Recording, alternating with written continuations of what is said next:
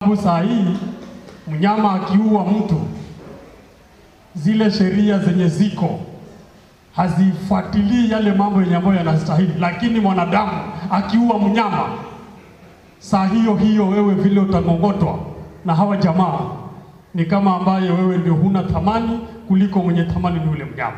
Tunaomba kama itawezekana, ili shirika la KWS waweze kufungua kituo ambacho kitakuwa kikishika hawa ndovu kama wameharibu mimea ama kiboko, waende kuwafunga, kwa sababu sisi tunaambiwa tusiue wale wanyama, na tukiwaua tunapelekwa jela.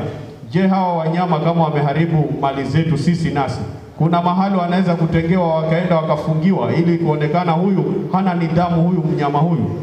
Mahali kama kuna park imanajiwe na hiyo county, alafu the government of that county will be reporting to the national government. I think that is okay, other than ili ya kwamba tungoje national government, mtu ameumwa hapa na kiboko, alafu tungoje system iende mpaka kwa national government, mpaka ikifika huko huyo mtu labda ni mtoto mdogo amezaa mpaka amekuwa mzee mpaka amekufa, ndio sasa compensation inakuja. Kwa hiyo waweze kuweka civic education to the grassroots, wananchi waweze kuelezewa kwanza, waone ile faida, then there will be a very good coexistence. Watakuwa watu na wanyama wataweza kuishi nao wakijua ni faida gani ambayo wanaipata kutokana na huyu mnyama kuweza kumfanya aweze kuwa hai. Sisi tunasema kwamba hii act imekuja timely, kwamba sheria zitawekwa ya kwamba ule mnyama atalindwa, na pia wale wanalinda wanyama watalindwa, na wale wana conserve pia wataangaliwa kama kuna afidia kidogo kupitia ile jasho wanatoa itakuja kwa watu. This bill